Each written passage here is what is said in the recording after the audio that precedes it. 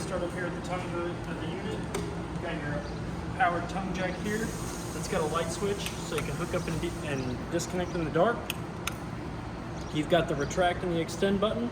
Retract will make the jack come up, extend will make the jack go down. You've got your 7-way connector here that'll sit in the saddle along with the emergency brake cable. That'll plug into the light fixture, the outlet on the back of your vehicle, so that way your camper has the backup lights and turn signals and brake lights. We've got your two 20-pound propane tanks. They are fed into the unit by a auto changeover regulator. So when you turn your bottle open, this will turn green, and then when this one runs out, you can turn this one on, and you can swap that over, and you can take it out. You can take this one off and go fill it up, and the unit will draw from this one, or vice versa. You can open up either one of these tanks. Behind the tanks is your 12-volt battery under this box. This box is going to keep it protected from the elements and the weather and the rain and from washing it and all that good stuff.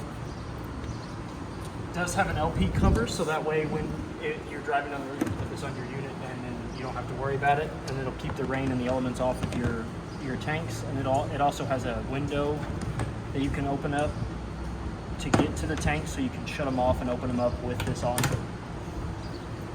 Come over here to the side of the unit. In the side compartment door that's held up with magnets once you get it open. Over here is your manual crank handle for all 4 of the stabilizer jacks. It's a 3/4 inch socket.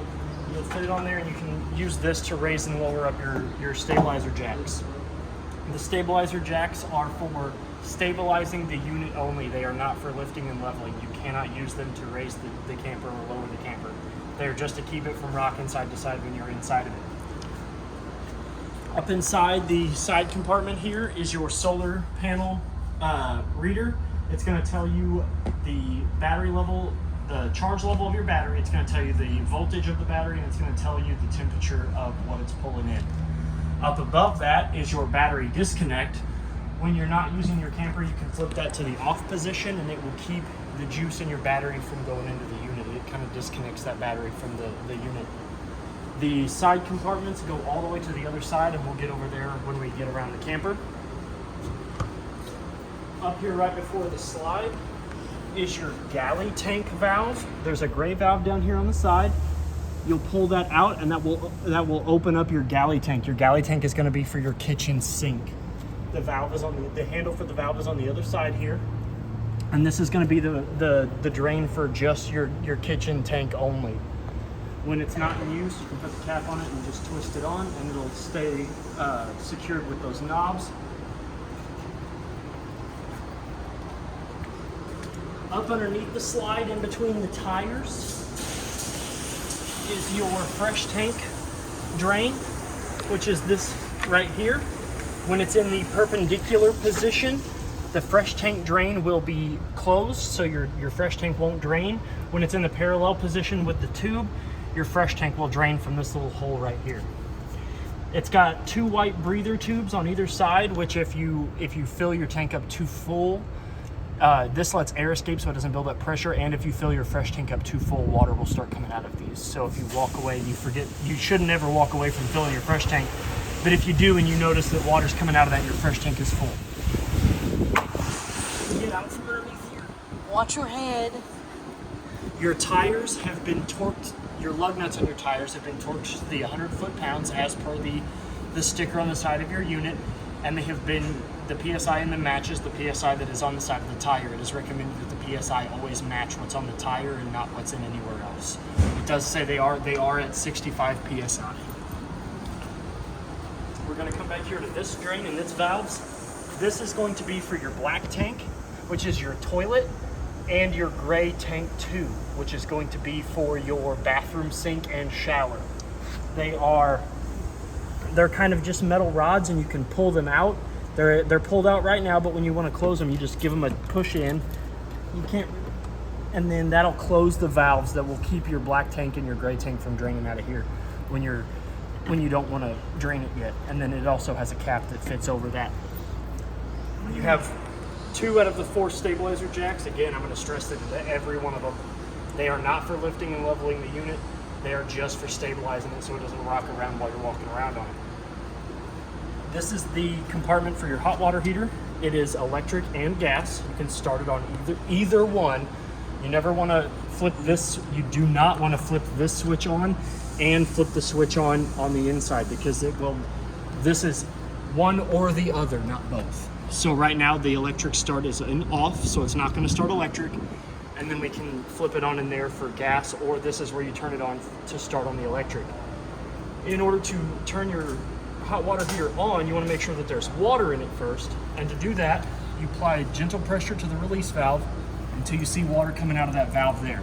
That's how you know that there's water in your tank. What this is it's relieving the pressure off of it. So if you hear it hissing and nothing coming out, it's letting air escape. But when water starts coming out of that, you know it's full. That way you know you can turn your hot water heater on. The anode rod down here at the bottom is 1 11/16? 1 1/16. 1 1/16. And what that is that's a steel rod that's going to eat up all the water's going to eat up that before it decides to damage up your tank.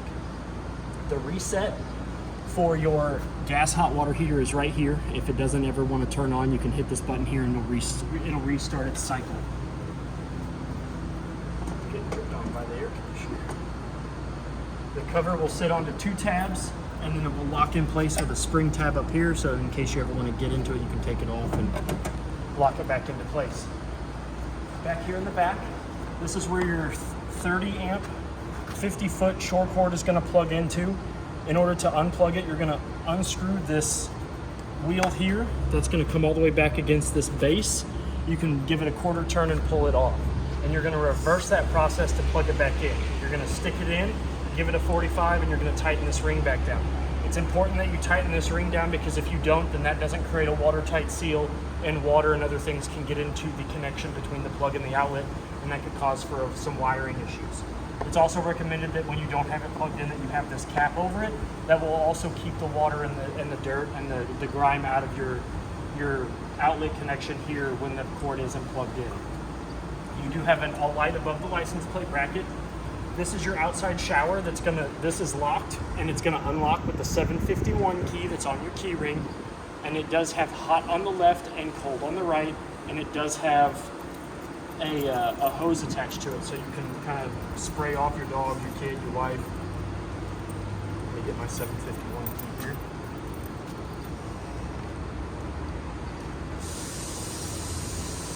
Put my hands to work. It does coil around and fit nicely up into the faucet. Like I said, you've got hot on your left and cold on your right. It does have a bracket here, so you can hang your shower nozzle on there, and you can kind of like sit down and take a shower and clean up all the dirt and sand and grime and stuff that you get on you while you're enjoying your camper. Your spare tire the PSI of your spare tire has been checked. It is also at the 65 PSI that it should be. And the 2 bolts that are holding it on do not have to be torqued. They can just be wrenched tight, so they aren't torqued to the 100 foot-pounds. So they can just be wrenched tight onto the unit. This outlet here is for your park cable. If the park or campground that you're staying in is providing you cable, and the bottom one is for satellite. So if the park is providing cable or satellite, you can hook up the coaxial cord from their outlet to your outlet to the corresponding one, and you'll get the corresponding TV source on the inside and the outside of your unit. Down here you have your black tank flush. This is where you're going to hook your hose and regulator up to the unit, and that's going to allow you to clean out your black tank. When you're using your black tank flush, you never want to use the black tank when it is full or when the valve is closed. You always want to make sure that the tank is empty and that the valve is open, and that's going to let those aerators kind of work to their fullest capacity. This is your city water connection. You're going to hook your hose and your regulator up to this one here, and that's going to allow water to go from the source of the water connection through your unit, and you won't ever have to turn your water pump on. So if the place that you're staying is providing water, you can hook the hose and regulator up to here, and like I said, that will keep you from having to use your fresh tank water, and it will keep you from having to use your water pump. This one here, that's your freshwater connection. It's the same kind of connection. You're going to hook your pressure regulator and your hose up to this, and this is going to be the outlet that you're going to use to fill up your fresh tank.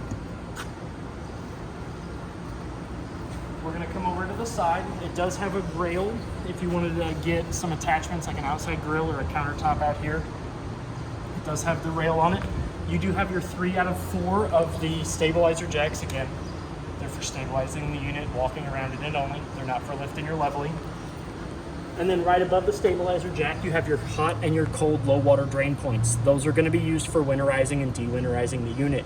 You're going to open these up, and that's going to let all the water from the lines kind of leak out from here. And that's going to be the red is for your hot and the blue is for your cold. If you're using these and these caps are off, I highly recommend that you put them in the hot water tank compartment on the side. That way they're still with the unit and you never lose them. This is going to be your door and your stair entryway into the unit, but we're going to go down the side of the unit first before we go inside. This is the door stop. This is what it's going to latch onto the bottom side of your door in that little bracket, and that's going to keep your door open if you want to use the storm door, or you're going to be going in and out of your unit. Up at the top here, you have your 2 Bluetooth speakers that are connected to the sound bar, or the stereo that's inside. There's a zone 1 and a zone 2 button, and zone 2 will bring your music or your media outside. This black vent here, this is the vent for your stove and your oven top. It's got 2 tabs here that you're going to pull out, and that's going to open up your vent. You're going to want this open in order to operate the fan on the inside above your range. When you're in travel position, you want to make sure that these are tightly secured shut, because they're only held on with 2 little plastic tabs, and if this is open, that wind's going to go up in there, it's going to rattle, and it's going to pull them out. This is a bracket for an outside TV, so you can put the bracket on the TV, and your TV can sit on the outside of your unit. And then below that, you've got a GFCI protected 110 outlet that you can plug your TV or any sort of outside electronic entertainment up to. That is protected on the GFCI outlet and the circuit. And then this is where your outside, this is going to produce your antenna signal and your satellite and cable signal to your TV outside. This is what's going to hook to the unit, and then the coaxial is going to hook to your television, and that's what is going to allow you to receive service to the outside of your unit. Below that is a hookup, so you can hook up your wife, your spouse, or your kids. Absolutely. And fun fact, this actually matches the bracket on the back of your inside TV, so you can pull that TV out and bring it out here. You also have another rail here in case you want to have another countertop or an outside grill aftermarket bought as well. It's going to be the same type of rail that's on the end of your camper. This vent right here is your furnace vent. Your intake is going to be at the top, and your exhaust is at the bottom. It does say hot down here in stamped lettering. This is hot enough to curl the hair on your arms. So I highly recommend that if you've got pets or children or small ones, or you're outside and your furnace is on, that you don't stand directly in front of this. Another good investment for your unit is a mud dauber screen. They are a $20 investment, or it's $145 for us to go in there and dig out their homes when they decide to build a nest up in there. There's something about the smell of propane that they just find inviting, and they will go up there and they will live in there. But it's a really good investment. This is your 4 out of 4 stabilizer jacks. Again, I probably sound like a broken record, but they are for stabilizing the unit only. They are not for lifting and leveling. You've got your other side compartment door here that will lift up, and it will attach to a magnet up there to keep this from falling down. And it does have two manual crank handles inside. One for your tongue jack in case the motor ever decides to go out. There's a silicone stopper at the top that you can remove, and this will go down and sit into your tongue jack, and then you can manually lower and raise up your jack. And your unit did include a smaller 3/4 socket handle that fits over your stabilizer jacks.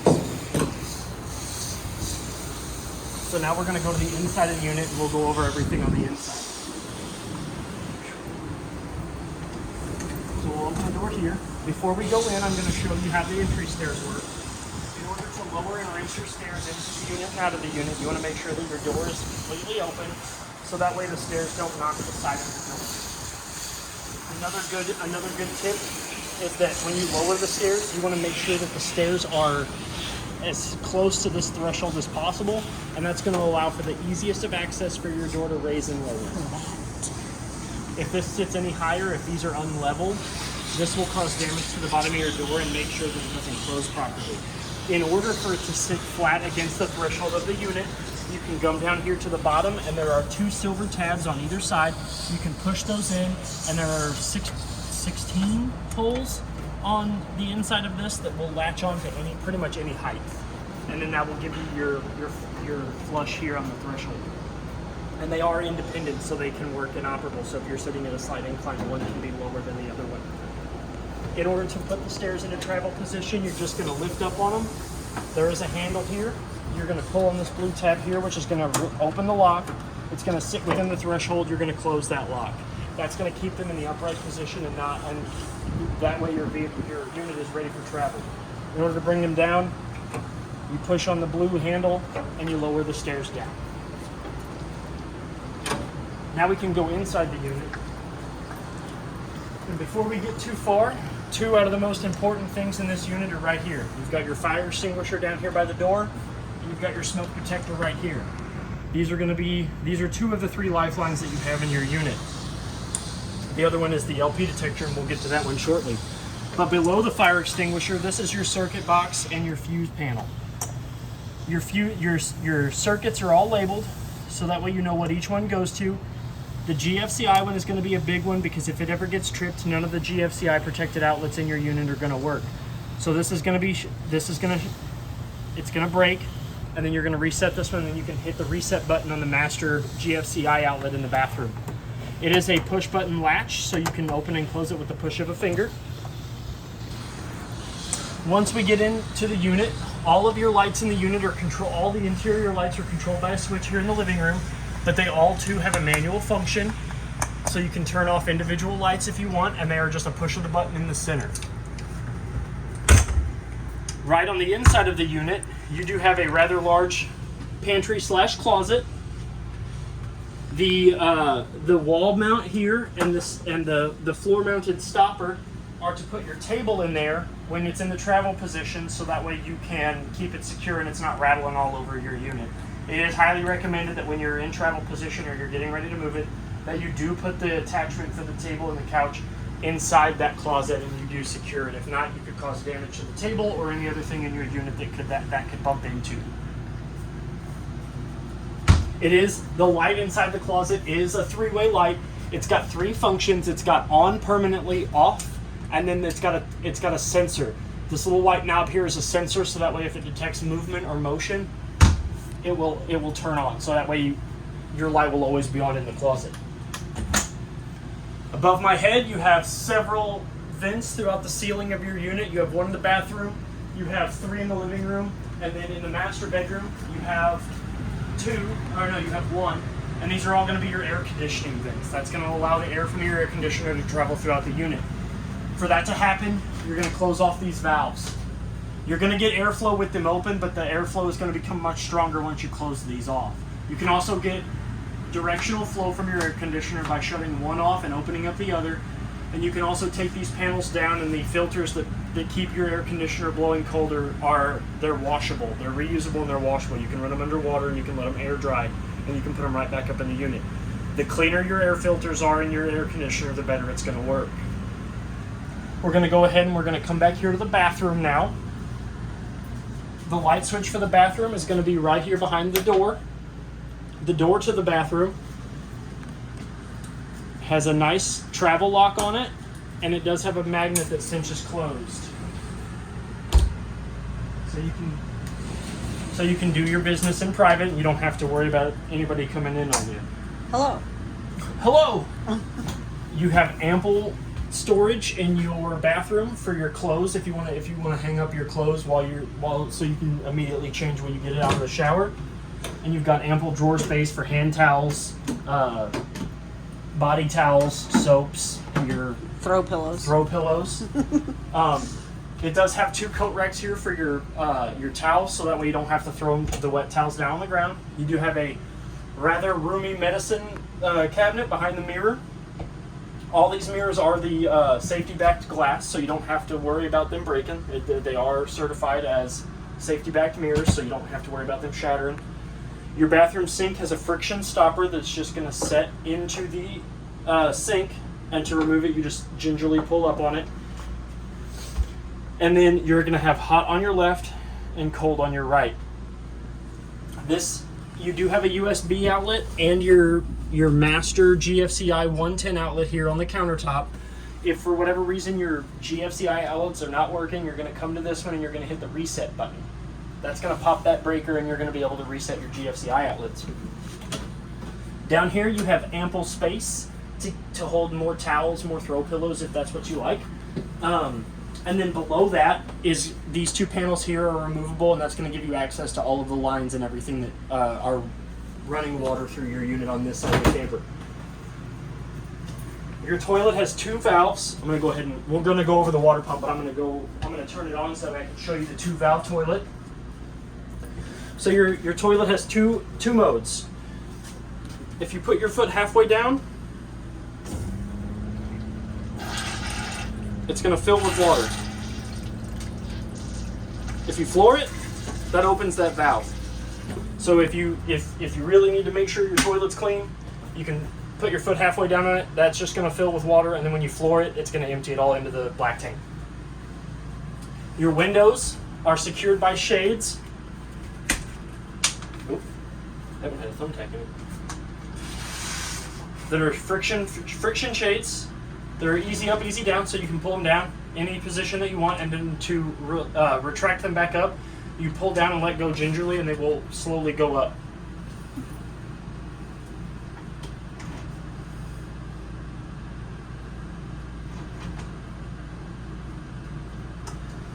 You have ample space over here for more towels, more throw pillows, more snacks if you're a bathroom snacker.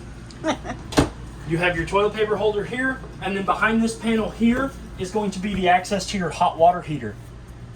They are a Torx bit headed screw, and you can remove this panel and that will give you access to where your hot water heater is at. Your shower has a skylight above it, along with the same kind of setup that all of your faucets are going to have throughout the unit. Hot on the left, cold on the right. It's got a soap tray right there, and the door itself is vinyl, and it pulls and it cinches shut. And then to open it, you just kind of you pull it toward you on the inside. Yeah. Look at me, look at me. Look at me go, messing this up. Oh, I'm bad at these. Yeah, she got it. It's a girl thing, Trey. I'm bad at these. So I pushed it, so if you're inside, you pull it toward you and then let it go that it's way. It's got a hook right there, and I'm just... like a pirate hook. We're going to go ahead and turn that light off. We're going to come over here to the slide, the amenities on the slide. Your slide doesn't have a light switch, but it does have a manual light that will click on and off at the touch of a button to kind of illuminate your sitting area / chase lounge. The walls on either side have a cup holder. You'll flip this down, and you can flip these up, and that opens up a cup holder, so that way you can hold your drinks or whatever it is that you're sipping on while you're enjoying your camping trip. Both sides over here. Both sides of the chases have one of those cup holders. Your table has a angled catcher on it, so it will sit. All the way.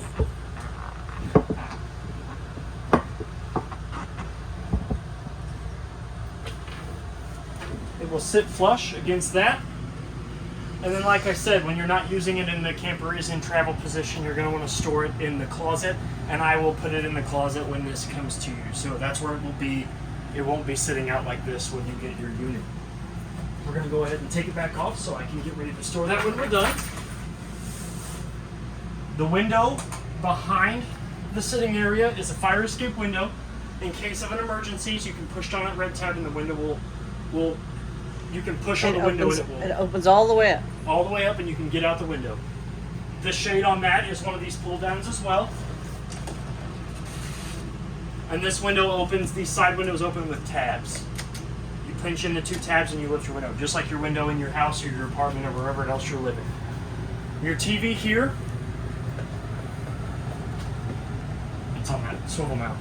So your TV, behind your TV, there's the booster.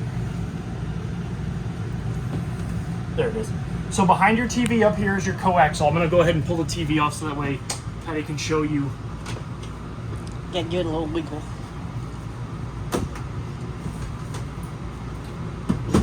There you go.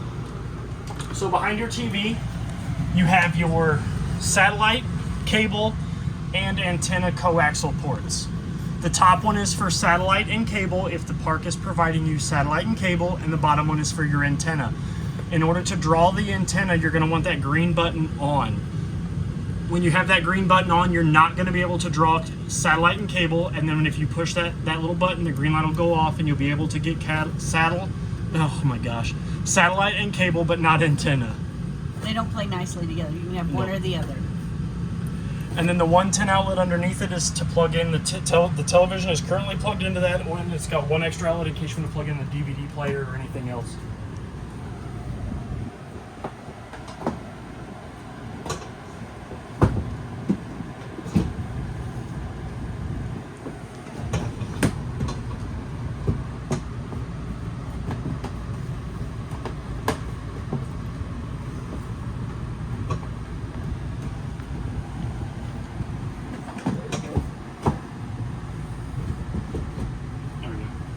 And just like traded, you can do a little shimmy and take that off, and it can go outside. Yep, it is that angled thing that matches the base that's on the outside of your unit.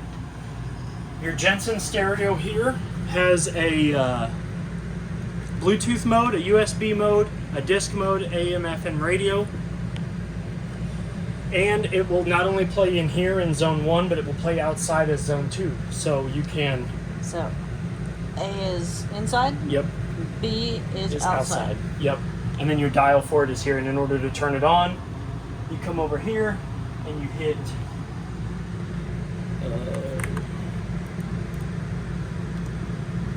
hang on. The white button, which is going to wake it up. Everything's going to illuminate. The power. You'll know that the stereo is on when the power button is blue.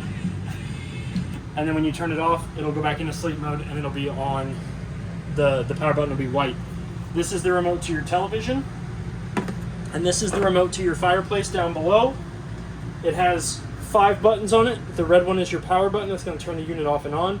This is going to be your timer button. It starts off at, you can set it for constantly being on, 30 minutes, 1 hour, 2 hour, 3 hour, 4 hours, and 5. So that way first increment is at 30 minutes, so every 30 minutes it'll kick on and it'll stay on for 30 minutes and it'll kick off. The next one is an hour, and so forth and so on all the way up to 5-hour intervals. The next button here is going to change the settings from just off, so you just have the backlights, to low setting, which is going to produce low amounts of heat, and then you've got high, which is going to kick the blowers on and you're going to get a high amount of heat from it. This is going to dictate the illumination of the rocks at the bottom, and then the flame icon is going to change the LED colors on the flame. These 2 bottom buttons here do not affect the temperature of the heat that comes out. They just affect the ambience of the unit itself. Another thing about the fireplace is in order to use the fireplace, you cannot have the air conditioning running, because to activate the 110 outlet that the fireplace is on, it's this black switch here. It's off currently. When you flip it up, you turn it on. That will turn on the electricity to the fireplace, and it will shut off the power to the AC. Which I'm not going to do that because it is hot outside right now. But in order to run your fireplace, just remember that this has to go up. You do have your Furion standard glass round table microwave up top. Below that, you've got your Furion range hood, which is going to have a button for the fan and a button for the light. Just remember that if you're going to use this fan, the vent on the outside needs to be open, because if you try to turn this on and the vent's closed, you're not really going to do anything besides just suck up air, and it's just going to kind of build up. You do have a 3-burner Furion glass top stove. You cannot cook on this glass top. In order to use the stove, you have to lift this up. These do get hot, but they do not transfer heat for cooking.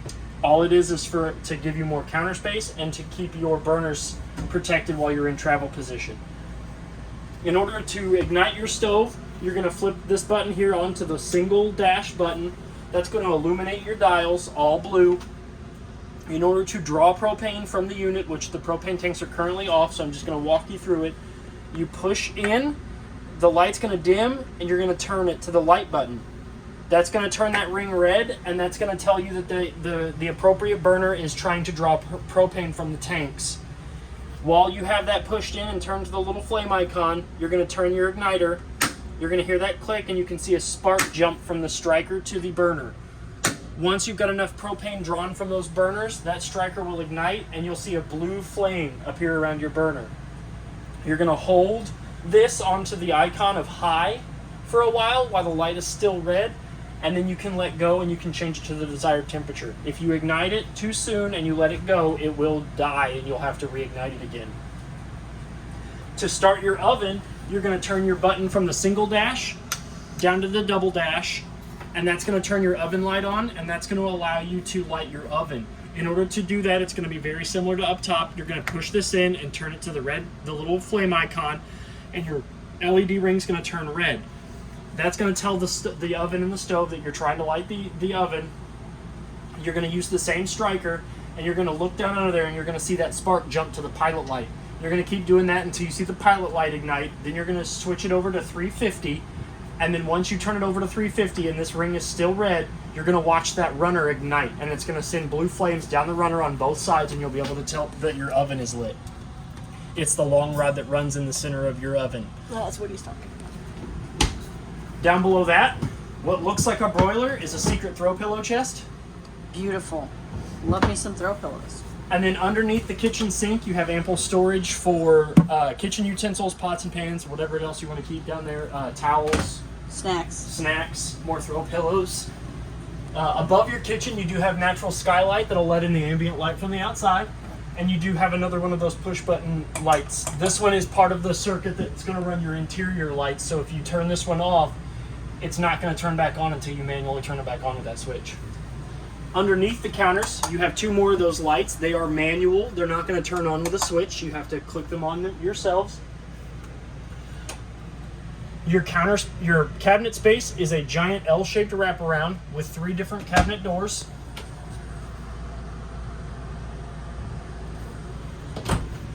And then your sink is a nice large basin sink. It's got 2 functions. It's got cold. You're going to push your handle all the way up to the top. That's how you're going to get cold water. And to draw water from it, you're going to pull it outwards. In order to get hot water, you're going to have your hot water heater on, which it currently isn't right now. You're going to bring it all the way forward until it can't go forward anymore, and you're going to push it out. That's going to draw all the hot water from the hot water tank. While you have the water on, you do have a collapsible neck, so you can wash your veggies, wash your dog, wash your kids, wash your spouse. And then it does have a button that's going to turn it from faucet to sprayer. This will only stay on while there's water running. Next is your Air Excel thermostat. Right now it's in sleep mode, so you're going to hit any button. It's going to backlight the screen. It's going to give you the temperature of the inside of the unit, and it's going to give you what the mode it is currently on. Right now I have it set on cool, high, auto. So the functions are heat, off, fan low, fan high, cool low, cool auto low, and cool auto high. It is recommended that you always use the cool autos, because if you leave your cool low on, you run the risk of freezing up your air conditioner and it causing it not to work. So it's best to just leave it on cool auto, so that way it shuts itself off when it needs to and it doesn't stay running all the time. I have it set to 65. It's currently at 68 in here, so it is cooling down. And then you have a GFCI protected 110 outlet over there in the corner. The shades on your kitchen window are your standard mini blinds. They are held together. They are held down and secured by little clear plastic clips that hold the bottom in, so you don't have to worry about these rattling all over the place while you're in travel position. And they do go up and down, and they do rotate like your standard home mini blinds do. Here's your Everchill refrigerator and freezer combo. I have it set to the coldest setting right now. This is the temperature switch here. You've got colder and cold, and then there's a little arrow on the front top of this dial here, and you can spin this dial and that will dictate the freezer temperature. Down below is your refrigerator. And up at the top here, you've got a set button with a blue ring around it. You can hit that and it will cycle through all of these settings. And to turn it off and on, you're going to hold this button here for 10 seconds. It has a crisper for your veggies, and you can control the humidity with that. And then once these closed and you're in travel position, you're going to take this thing here and you're going to leave it. You're going to push it all the way in this way, and that's going to lock your freezer and your fridge door from opening while you're traveling. We're going to make our way to the master bedroom. The lights for the master bedroom are right here on the inside of the wall. That's going to turn on the 2 lights in the ceiling of the master bedroom only. You do have 2 more lights under the head area of your bed. You've got a his and hers, him and him, or her and hers light switch. So that way if somebody wants to read and you want to take a nap, you don't have to have light blinding you in the face.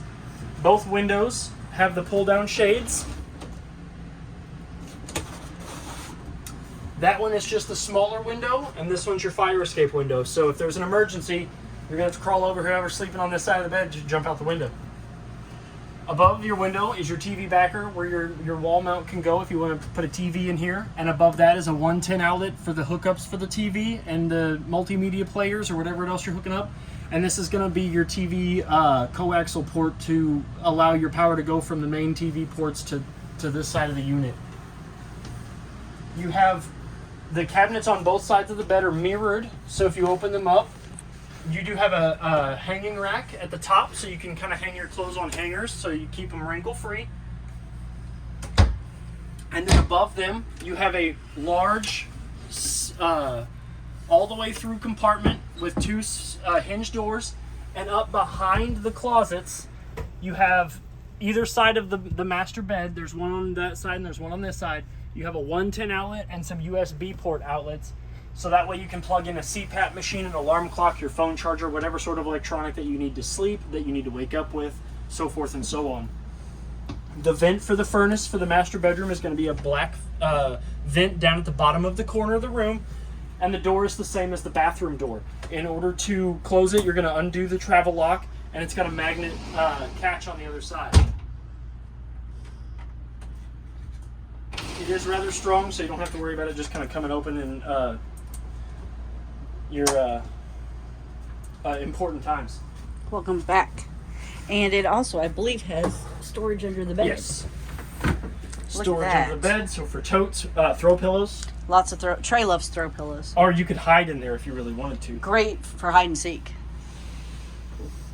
And one thing that I thought was kind of interesting is that there's a spot for magnets, so that way if you have like shopping lists or anything that you need, you've got a spot for magnets. Or if you collect magnets from where you camp. Yeah. That would be cool. Yep. Throw pillow. Do they make throw pillow magnets, Trey? I'm sure they do. I need to get some. Oh,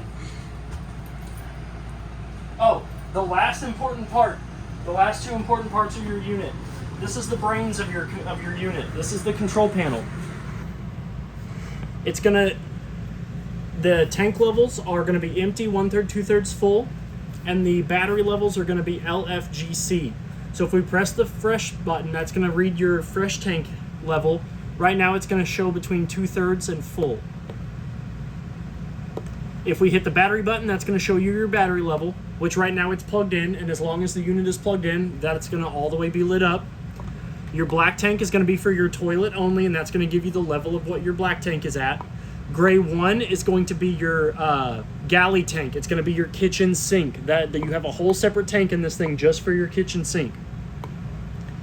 It's reading empty, but it's going to read 1/3, 2/3, 3/3, or 2/3 full. And then gray 2 is going to be your bathroom sink and your shower.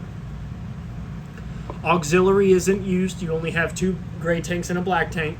And then if we come down here right now, as you see, these are all labeled. This is the switch that's going to activate your water pump. So if you're somewhere where there is no city water connection, you're going to flip this switch up, the light's going to come on, and that's going to tell you that your water pump is engaged. You're going to hear it pressurize the lines, and it's going to thump and bump, and then it'll wind down once the lines get pressurized. If it continues to thump and bump after sitting for a while, you've got air in your line, and you're going to want to fill your fresh tank or attach to your city water, turn all your faucets on, and let that air come out. It's going to spit, and then it should be a steady flow. We're going to go ahead and shut that off. This is the button that's going to turn on the propane side of your hot water heater. Once you flip this on, the DSI fault light's going to come on for about a minute. Then if you step outside and you go around your hot water heater, you're going to hear it click, and that's the pilot light trying to light the flame underneath your hot water tank. If you're going to ignite it on electric, you do not want to use this. You're going to want to use the black switch that's in the hot water heater's compartment only. This button right here, this is for your tank heaters. What this does is it doesn't heat your tanks. It's not going to get you to the hot water that you're needing for your hot water heater. This isn't a substitute. All this is going to do is just warm up the heating pad underneath your tanks and keep your tanks from freezing if you're going to go camping or you're going to use this thing in the wintertime. That's all it does. It keeps it above 32 degrees. This button here is going to be for your awning lights, the string of LEDs that run across the bottom of your awning canvas. That's going to allow you to be able to have activities at night underneath your awning. And this button here is your interior lights. If you see that I selected that down, it turns off all of the interior lights in the living area of your unit. This button right here is going to be your awning in and out. If you press in, your awning's going to come in all the way. And then if you hold the out button, that's going to send your arms and your awning out. I recommend that if you're not using your awning, that you bring it all the way in and you retract it all the way. It is the most expensive repair that you have on your unit. If you're going to even be away for 5 minutes, put your awning in. It takes 10 seconds for your awning to come back in. 10, 15 if I'm exaggerating. Run your awning back in because it's the light. That and the roof are the life of your unit. Your awning goes bad, it's a bad deal. And this is your slide control. The slide is going to be where your refrigerator and your sitting area is at. That's going to bring this in. You're going to see the carpet area come all the way close. The refrigerator is going to almost meet the countertop. And then you'll hear the bumping and grinding of your slide stopping, the motor stopping, and you know that your slide is in all the way. So you'll probably want to check these before you put your slide in. Yes. Just to make sure they're all the way in. Yep, those cabinets, so that it doesn't damage either one. Yes. And then the last and my most important is your LP and carbon monoxide detector. One green light is going to be the best thing that you can see. One green light under CO means that there is no loose carbon monoxide in your unit, and there's no light on LP means that your unit isn't picking up any leaking propane. You can test this. I recommend doing it every 90 days. You press in this button here, it's going to beep. These are going to flash, and at the end of the test, it's going to beep again, and you should go back to seeing one solid green light. It's got instructions here for what each one of the light patterns mean, but one solid green light is good. Green is good, green is safe. That's the best way I can recommend that to you. But this, the smoke detector, and your fire extinguisher are the three lifelines of your unit. You want to make sure that those all work. I would roughly check them every 90 days. Come out here, hit the test button on that, hit the test button on this, and just kind of keep an eye on your fire extinguisher, because you never know when something's going to happen. You want to be able to know when an emergency breaks out. I think that's pretty much everything on the unit. I think I covered everything. If I didn't and you have any questions, please feel free to reach out here. My name is Trey here at Parkland RV. Good luck and happy camping. Thank you very much.